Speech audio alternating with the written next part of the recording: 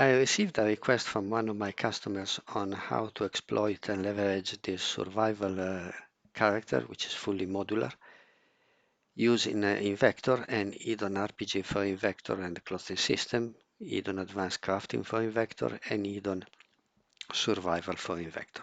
So I thought this could be a good opportunity to do a lengthy, in-depth tutorial on how the systems work, how you set them up, and how you go from nothing to a fully playable and configured character. With that out of the way, I have created a project in Unity 2020.3.32 using just Invector Shooter, my Eadon Advanced Crafting for Invector, Eadon RPG for Invector, Eadon Survivor for Invector, and the Survivor Character Pack. This project will work the same way irrespective of which version of Unity you're using and irrespective of which rendering pipeline you're using. Let's start by looking at the character. The pack comes with two characters, a male and a female character, and it looks like this. Let's reset the transform. It's a modular character. It has a large number of submeshes, and it's split into parts. If you disable everything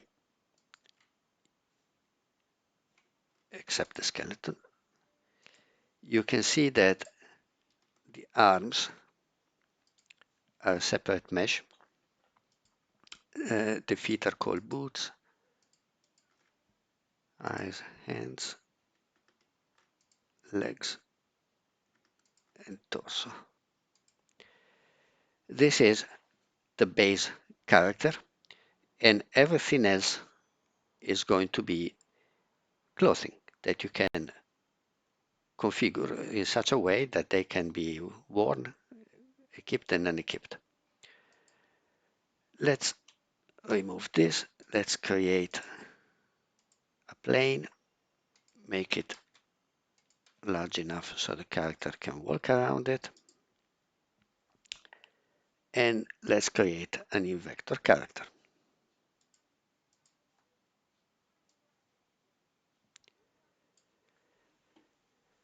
You can see that the character out of the box is not usable with Invector because it does not have a humanoid skeleton. This is an easy problem to solve. Go into the FBX folder, select the character, click on the rig tab, change it from generic to humanoid, press apply. Now we can create an Invector shooter character.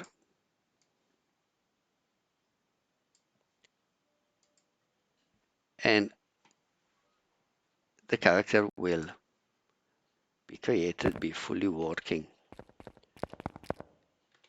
and perfectly usable. Now, when you start working with my assets, you need to understand how they work because there's preparation that needs to happen and a little bit of planning and thought beforehand. Let's create a new scene. So we want to use this character and we want to use it in such a way that we can equip all the clothing and unequip the clothing. In order to do that, we need to do some preparation. Let's create a new folder.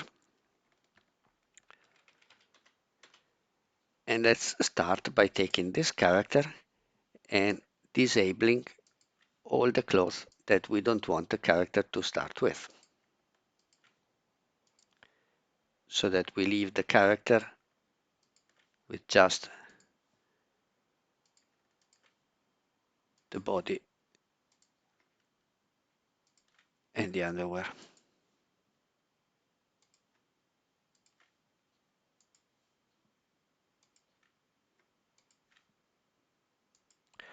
I've left the first hairstyle, but you can use whichever you want. And this will become our new prefab. Now, you can see that when you start here and you start adding, I don't remember which one is it, shirt. Some of the shirts have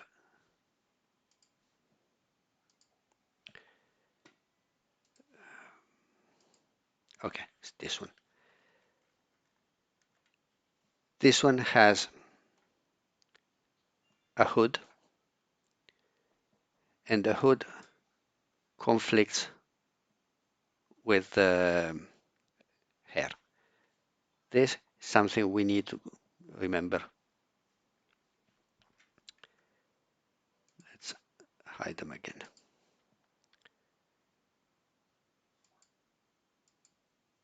Then we need to start thinking about cloth.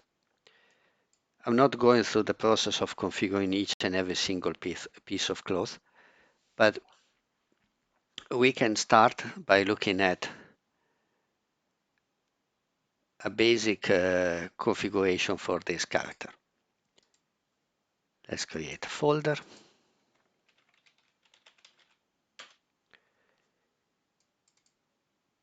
And we can say, okay, this character will not be spawned into our game completely naked. He will be spawned with the first shirt, the first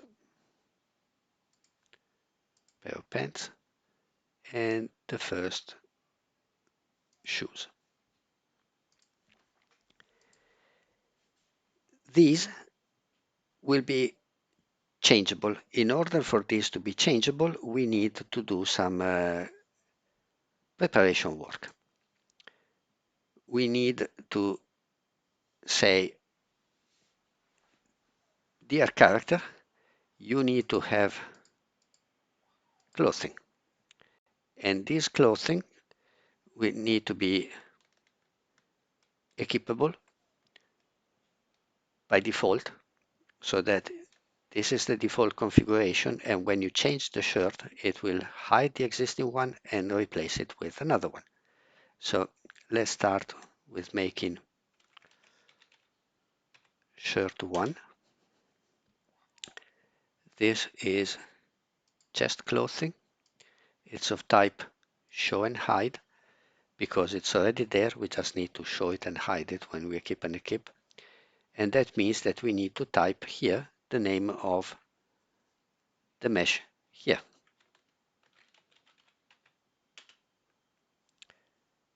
And this will have a clothing ID of 0 because it's the first one we create. Then we can create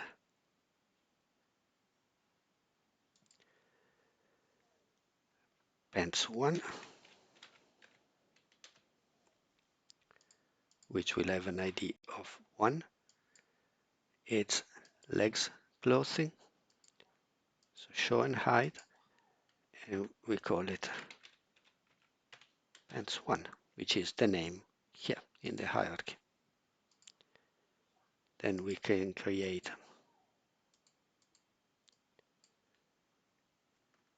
shoes 1,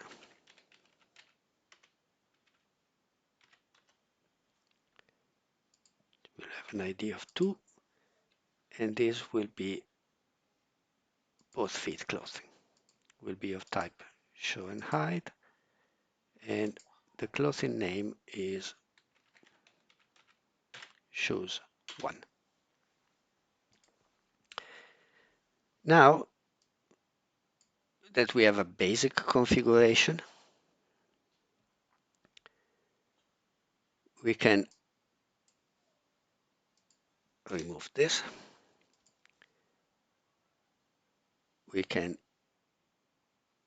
create a shooter controller, and we can grab the prefab we made, and this will create a basic Invector shooter controller with the naked character. you have an option here to add the inventory. This will add the Invector inventory, and the Invector inventory, the prefab, does not have the UI for selecting clothes and for changing clothes and so on.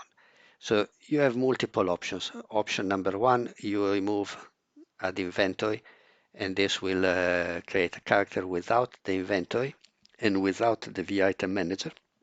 When you create the character using when you create the RPG character on the Invector created character using the Eadon menu, this will add the Eadon Invector inventory prefab and the VItem manager, but then you will have to configure some items by hand. Another option is to go here and change this prefab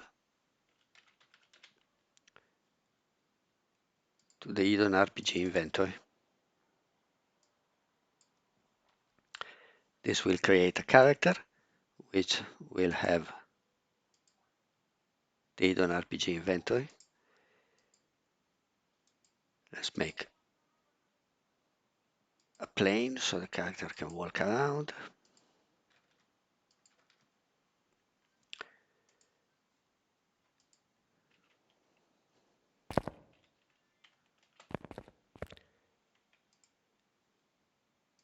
You can go here and say create RPG character. You need to select the body root. The body root is the mesh on top of which effects like flames, if you catch fire, similar things, the ones you can see here under condition, will be spawned. This character, being fully modular, does not have a single mesh for the body, so we will just pick torso.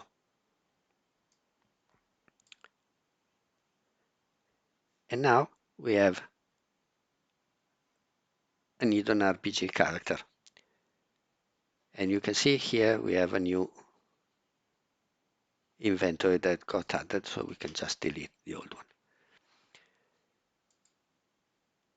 This character does not yet have the clothing system, so we can go here and add the clothing system. So here is where our preparation work from before comes into play. To start off with, you need a clothing manager for the system to work. A clothing manager is the list of all the clothing items you have in game. So let's start by creating a clothing manager.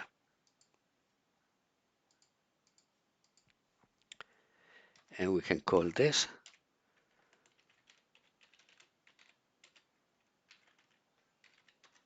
Survival Mail Clothing Manager.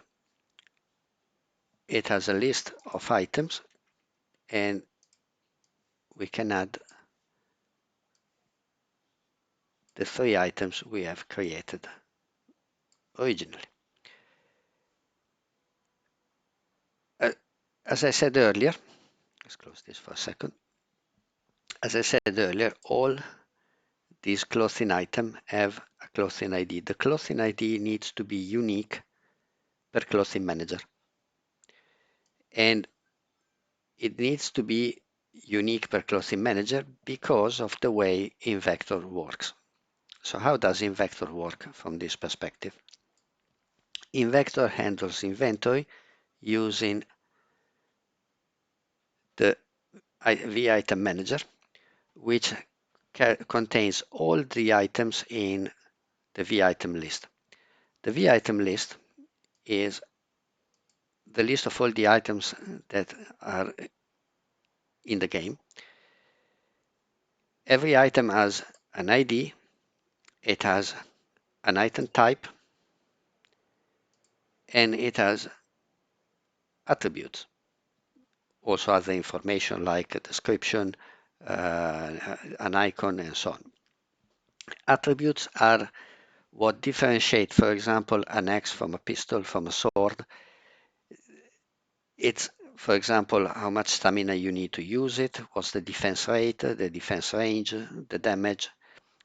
These last three attributes come from the Eadon RPG system, where you can have a buy price and a sell price for buying and selling items. You can have a weight for the weight system, which limits what you can do when when you're carrying too much weight, and so on. All these attributes can be only integer numbers and nothing else. So if you need to handle clothing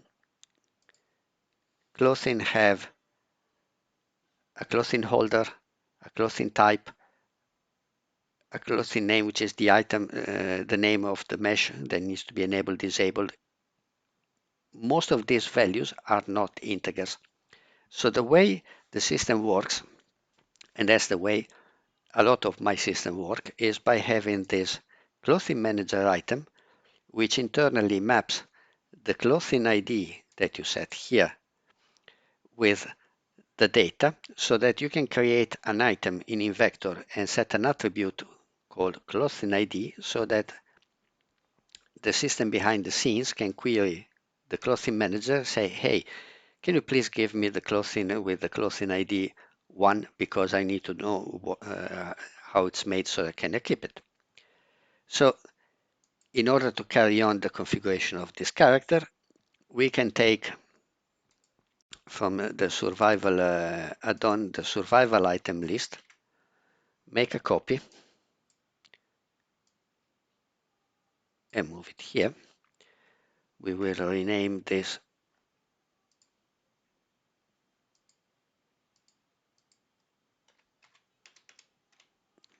survival character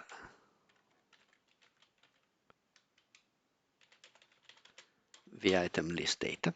And in here, we are going to create the 3 clothes we have just made.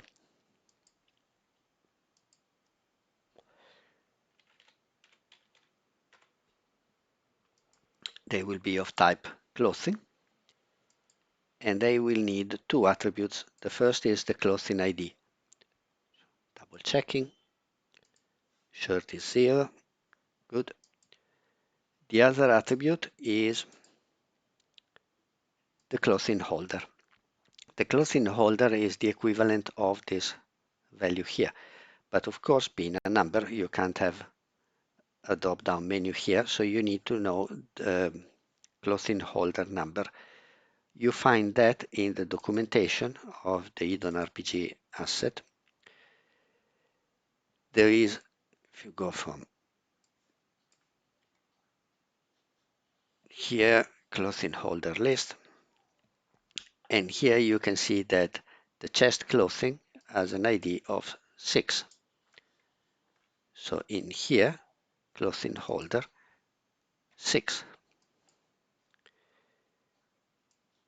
Create. Then we can, let's add a description, some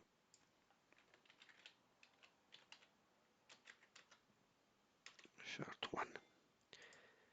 Then we can create a new item. This will be pants 1, type clothing,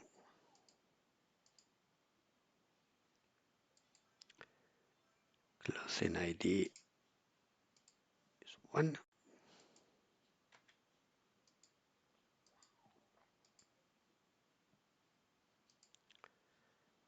clothing holder is 17 for legs.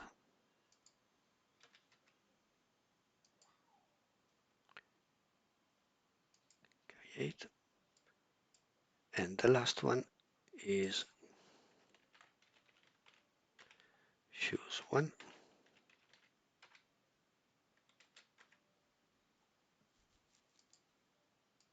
type clothing, clothing ID is 2,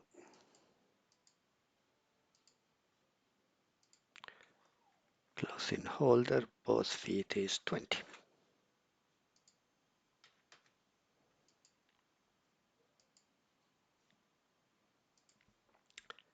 Go back here. We scroll down to the item manager. And we say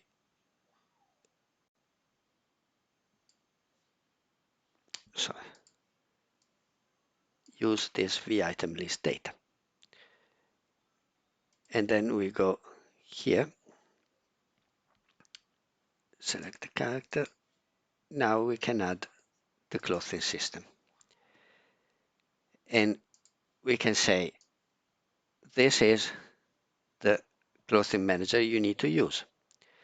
And then we can go back here. These are all the various holders to which you can have clothes. And we can say on the chest, it's active. It has a default clothing, which is our shirt. And then we can go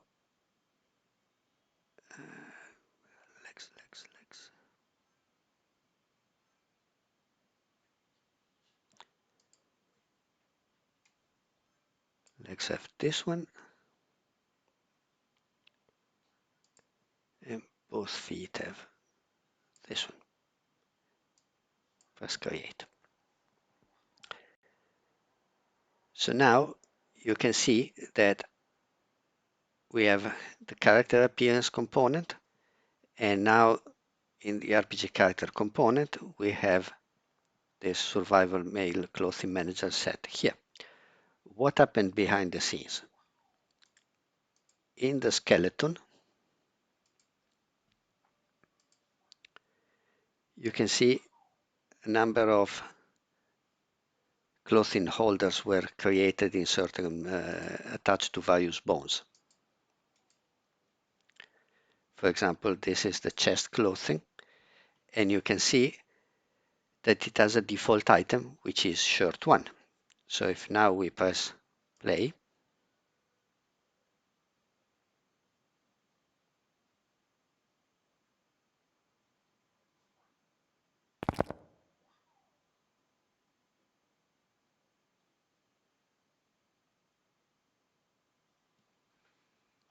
when Unity decides to cooperate,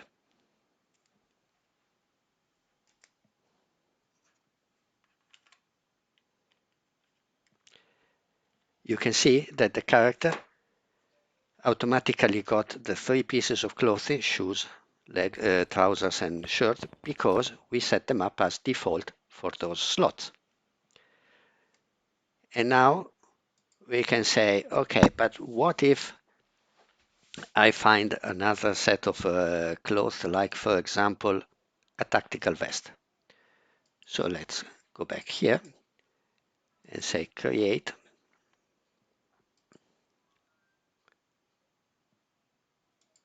Clothing, and we call this vest 1. We need to put a clothing ID which needs to be unique, 3. This needs to go on top of the shirt. So we can use, you can only have one item per set. So we can attach the vest not on the chest, because otherwise it will remove the shirt underneath. But we can attach it, for example, we can use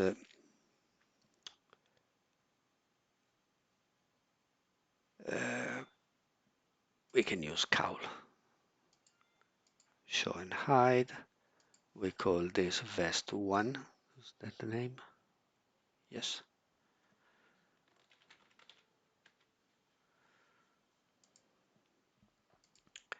We go back here. We add it. Then we go on the vitem list and we say we need a new item.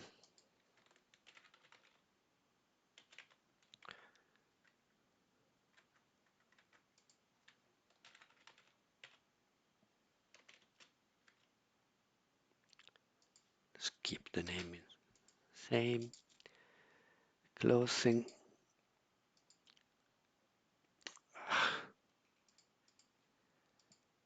We need clothing ID. We need the clothing holder. We picked cowl, which is 2.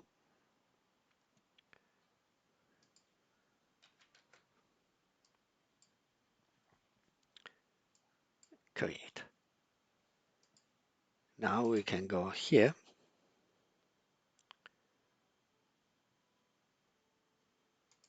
and say, let's remove the filters.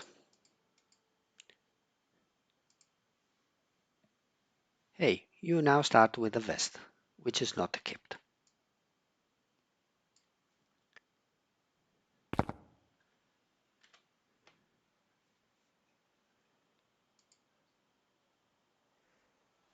Now, the problem here is that you don't have immediate access to all the clothing holders there are. You only have feet, legs, belt, gloves, arms, chest, and so on. So we need to do some customization. We can expand this. I'll make the changes here. Let's do it the proper way. This is the original inventory. I'll make a copy.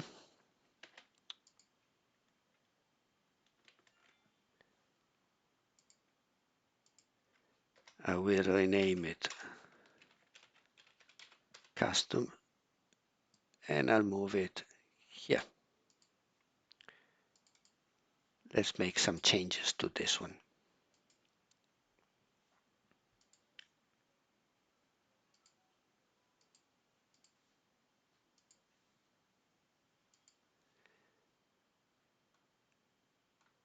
Let's take this slot. We can duplicate it. We can move it here. And this one will have some data that will be needed, like the clothing holder. We used cowl for that one, so that one is number 2. And this will be our vest slot. We can select this and select this. And in our character, we replace the original inventory with the custom one. You could have made the change also on the original one, but it's always better to duplicate and make your own copy so that if you update the asset, you won't overwrite the changes you made.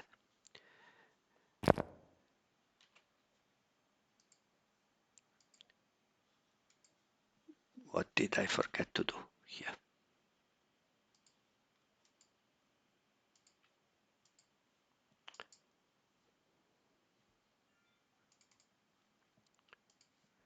This is an unedited video, so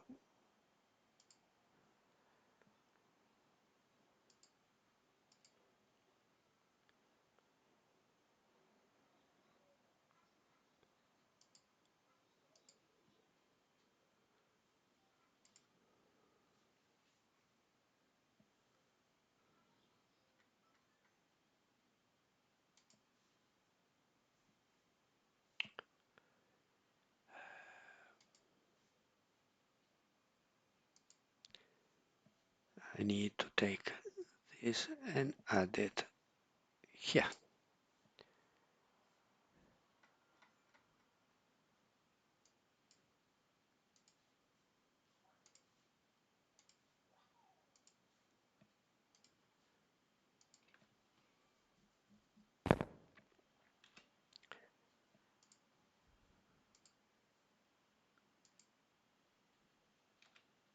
and here you have your vest. Now, as you might have noticed, your character here appears naked.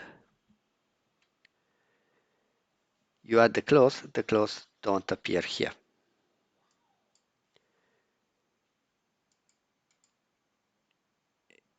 When you spawn new clothes,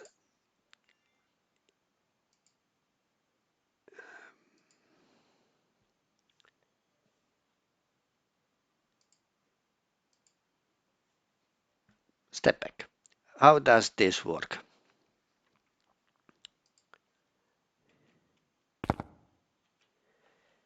So here you have the character.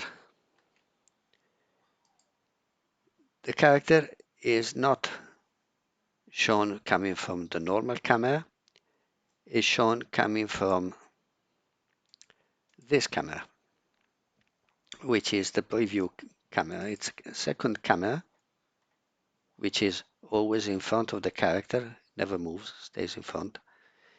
And this camera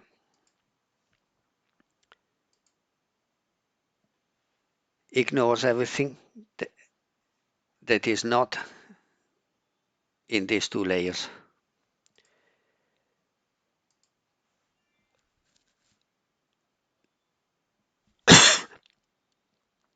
When you spawn new items, like for example a weapon, your weapon will only appear in the preview camera if it's in one of those two layers. The body parts should all be on the player layer. I am not 100% sure why they don't appear when you activate and deactivate them. I'll make it a point to double check it. Because even the starting equipment does not appear here.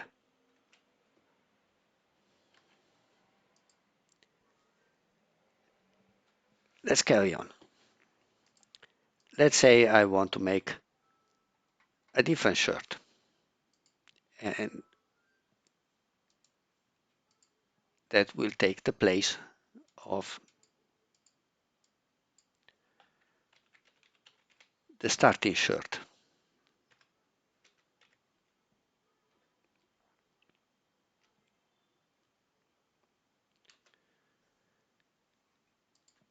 This will be, actually, let's make it faster because the data is the same.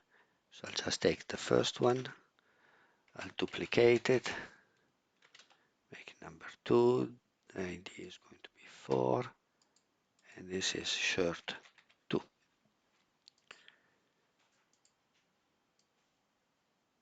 Add it here. Then we need to make a new clothing item.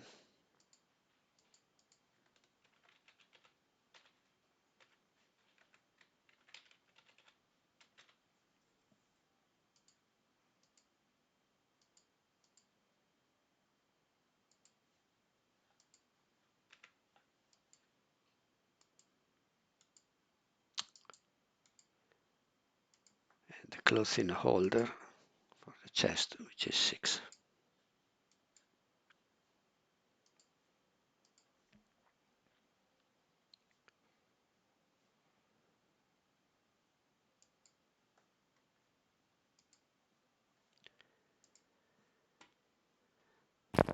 Now we have a character which has this stripy shirt,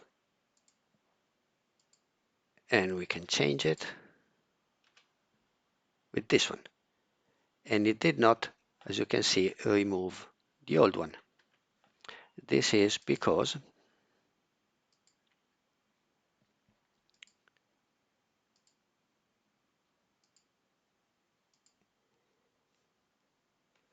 in here, in the clothing holder, you have this hide default when adding new. So basically what happens is it starts with this stripy shirt, And if you add a new one, you can hide the existing one, or you can add it on top.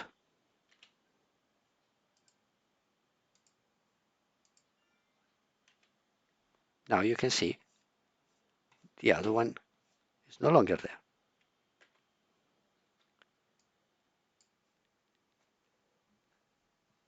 So this is how you configure the clothing system. Now the final step remaining is to say, okay, dear character, now become a survival character. This will basically replace the item manager with the survival item manager and add the survival manager component, which is very, very long. How does survival manager component? Again, you can see here it requires a survival manager data.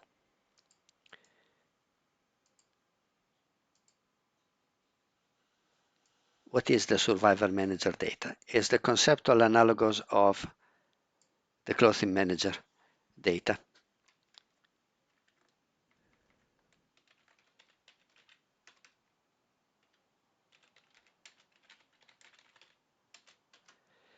It's a list of all the configuration you have in your game. The survival add-on lets your character get sick, get injured. Sicknesses require cures. Injuries require remedies. You can, if you look at the demo one,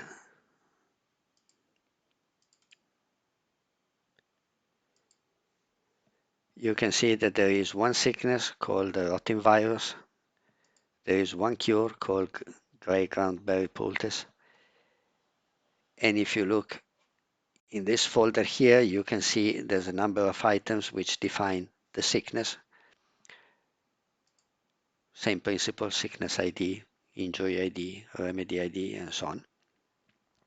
And sicknesses have effects. In this case, every 10 seconds you lose 5 health. And you have a cure that is required. And this is what you need to consume. So basically, you need to configure your game, decide what injuries you want to have. Injuries, by the way, happen with a chance when you get damage, either when you get damage over a threshold or when you have a chance of getting injured if you have low health and you receive damage. So here you need to say, what is my data? Right now you have two, the one that comes from the demo scene or the new one. If you use the one from the demo scene, you're good to go. If you use your one, or which is the one we just created, you need to go through the configuration and you need to decide what to do. Here there's a number of other parameters. You can use hunger, you can use thirst. If you use hunger, you can define what is the maximum hunger value. That's when you're not hungry, it decreases. So it goes down when it gets to 0. You are going to have bad things happening to you. You can decide whether to refill hunger on start. So you can say, okay, I want 100 of hunger, 100 of thirst. I want it refilled. And then this is how you lose hunger. You say, okay, every 10 seconds I want to lose 5 of hunger. And when my hunger reaches 20, I want to start losing 5 of stamina. And when it reaches 0, I want to start losing 5 of health. There's a lot of configuration that needs to go into this as an extensive documentation. But from a practical point of view, in order to configure the survival system, that's the only thing you do. There is a survival HUD prefab that you can add to your UI, which adds these two bars here. I can make it a little bit lower.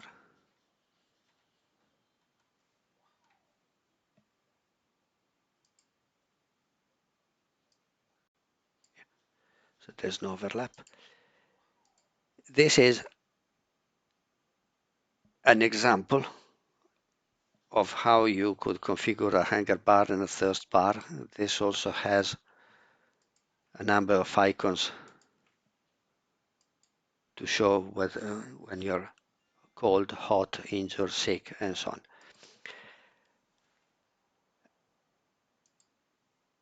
I've had people complaining that why don't you add it automatically? Well, I don't add it automatically because, UI is extremely game specific. I don't think that anyone would ever publish a game with this default Invector UI, with this default bar, with these information. This is purely an example. You are encouraged to configure your UI whichever way you want. You just need this script somewhere in your UI and a reference to sliders and for icons. Now, if I press play, you can see after a while the hunger and thirst will start decreasing. But actually only hunger will start decreasing because we didn't change values for the thirst, so thirst will remain as is, as you can see here. The third asset that we need to set up is the advanced crafting one, which is the simplest one to set up. You add a component, which is the crafting manager. This is the component you need to have. It requires two things. As always, the recipe manager. What is the recipe manager? You should know it by now. It's the list of all the recipes and categories that you have in your game. It's basically the same principle as everything. It's the link between scriptable objects that you create with an ID which needs to be unique and the rest of the system. So I'll do the configuration using the demo examples. This is the first thing you need. And the other thing you need is the crafting window.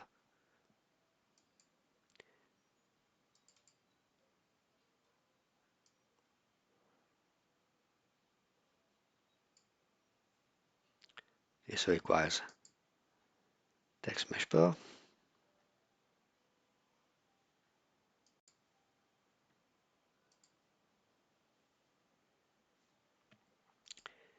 In here, this doesn't have to be in the character, by the way, it could also be outside. There's this crafting window, and this need to go here. This gives you two inputs. By default, L shows the craft window, and K starts crafting.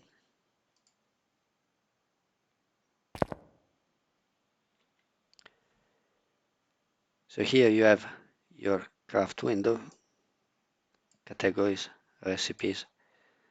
This tells you what you need to do. It tells you it's missing ingredients. Now you have all these weird messages, missing a known ingredient, and the reason is very simple. It's because if you look at the advanced crafting, there's an item list data, and this crafting item list data contains these 3 items, and you need to have the same items, of course, configured in your V item list. And now opening this shows another major issue with Invector. So Invector has this concept of item enums. Basically, every item type and every item attribute in Invector is handled through this window. So you have all your item types, all the attributes, and every attribute can have some more information on the format and so on. This list is generated every time you import an asset. And it's not generated by adding data to a table somewhere. It's regenerated by creating code. These are actual C# enums that get created by editing a file. And that means that every time you import an Invector add-on that requires new attributes or new item types, the whole list gets recreated. And depending on which order you import the assets, you will get a different value behind the scenes for your attributes and item types.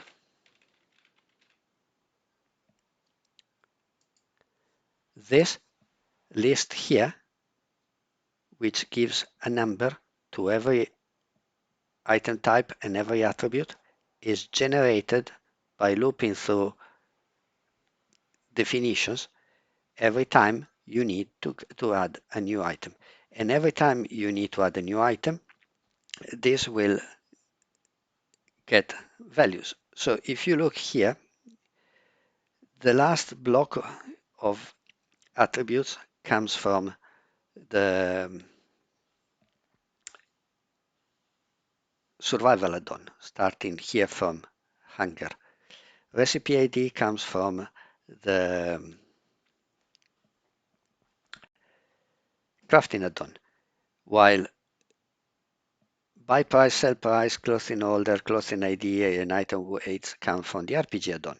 Now, I imported them in this order. First the RPG add-on, then the crafting, then the survival, which is why they are in this order. Had I imported them in a reverse order, the survival one would be here, and so on and so on, which means that when you create either an item in your V-item list or you set a value in your UI because your inventory has a slot and you need to define which, like here, let me show you what I mean.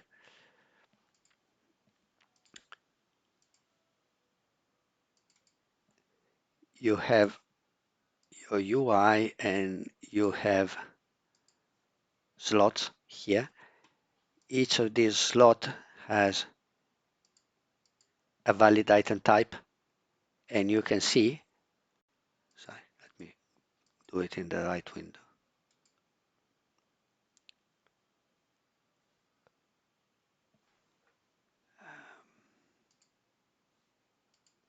Every slot has a valid type, so in the first row slot you can only put melee weapon, shooter, and archery.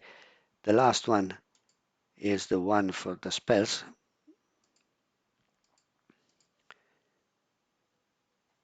And you can see that, come on.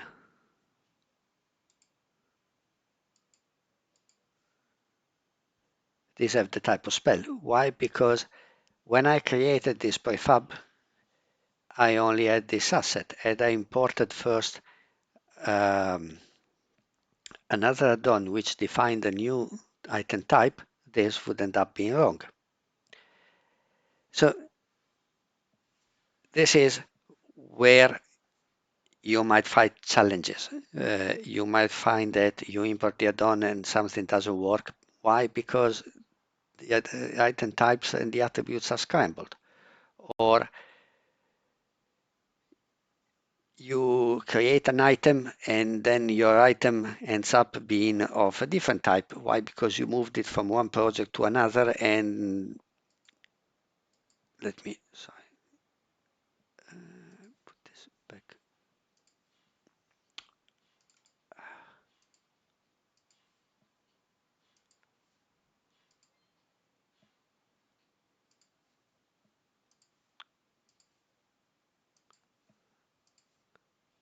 Where it should be. You import data from one project to another, and you end up with something that doesn't work because, for example, you can see here that this should be a crafting recipe, and instead it ended up being money. So you always need to double check when you import data. And if we want to fix quickly this problem that we were having for the crafting manager, we can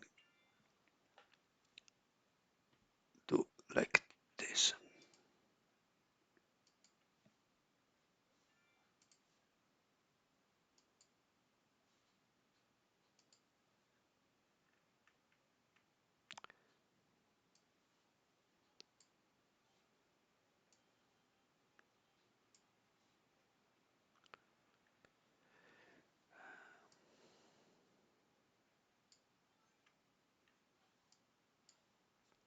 We can copy these two items from the other one, and we can go dig into the recipe.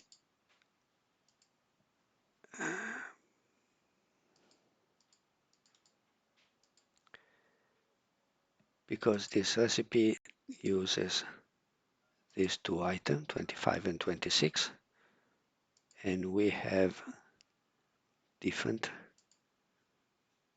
items. The original items had the stick. Close this.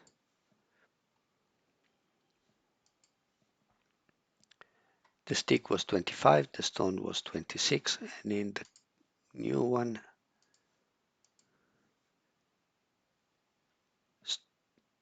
they still kept the number, so that works.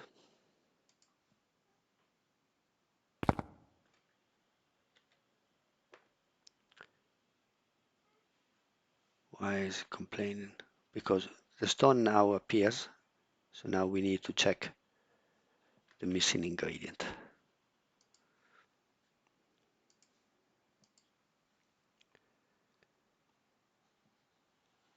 Yes, because the stick is 5.